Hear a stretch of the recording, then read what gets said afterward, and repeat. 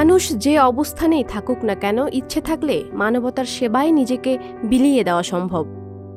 তার এক উজ্জ্বল দৃষ্টান্ত বগুড়ার ধুনট উপজেলার ফৌজিয়া বিথি। ছেলেবেলার দুরন্ত বিথি একজন শিক্ষক, সেই সঙ্গে সমাজসেবক। আমার চাকরি পাওয়ার পর থেকে সমাজের অবহেলিত, নির্যাতিত, অসুস্থ এই মানুষগুলোকে নিয়ে কাজ করি।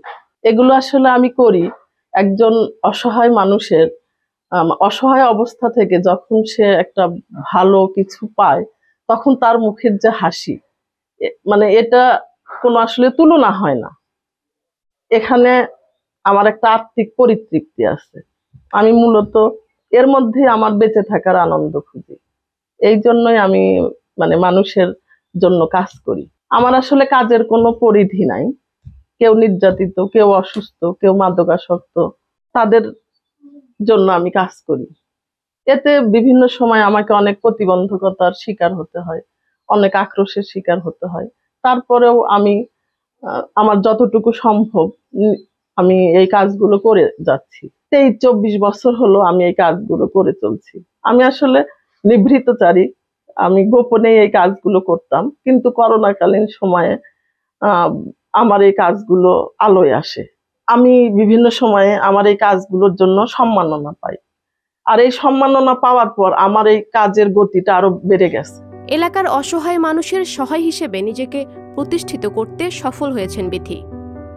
অন্যায়ের বিরুদ্ধে সোচ্চার ও অসহায় মানুষের আশ্রয় হিসেবে তিনি পেয়েছেন জয়িতা সম্মাননা, রাজশাহী বিভাগীয় শ্রেষ্ঠ জয়িতা এবং আইপিডিসি ফিনান্স ডেইলি স্টারের আংসান ন্যাশন বিল্ডার্স অ্যাওয়ার্ড 2022 সম্মাননা প্রাপ্ত। তারপর হচ্ছে রাধুনী কৃত্রিমতী হিতৈষী 2022 সম্মাননা আমি পেয়েছি। বাংলাদেশের 4 জন নারীর মধ্যে আমি একজন। এ পর্যন্ত আসতে তাকে সম্মুখীন হতে হয়েছে অনেক বাধা বিপত্তির, কিন্তু কোনো কিছুই যেন দমিয়ে রাখতে পারেনি। আমার ঘর আসিল না, এই আপা আমার ঘর ব্যবস্থা করে দিছে। আমার ছলপলের পড়াশোনার খরচ দেখ, আমার ছলপল কি খায় না খায় খোঁজ খাজ নেয়। আমার ঘরে দুল খাবার না থাকে, আপা আমাকে সহযোগিতা করে, আমার খাবার দেয়। আমার এই গলা ফুলে ভাষার মতো পরিস্থিতি নয়, মরা ঘর থেকে অপারেশন সারা গলা।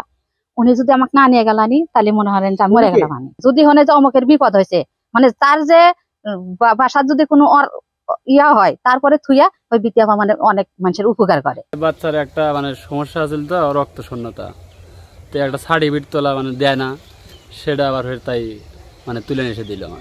ঘরে ঘরে বিথিদের মতো ধন্যী মেয়ের জন্ম হোক, যারা দেশ ও জাতির কল্যাণে গুরুত্বপূর্ণ ভূমিকা রাখবে।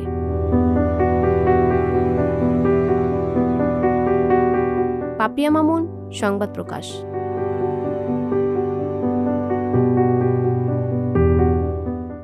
সংবাদ, ফিচার ও অনুষ্ঠানের জন্য ভিজিট করুন সংবাদ প্রকাশের ওয়েবসাইট এবং যুক্ত থাকুন ফেসবুক পেজ ও ইউটিউব চ্যানেলের সঙ্গে।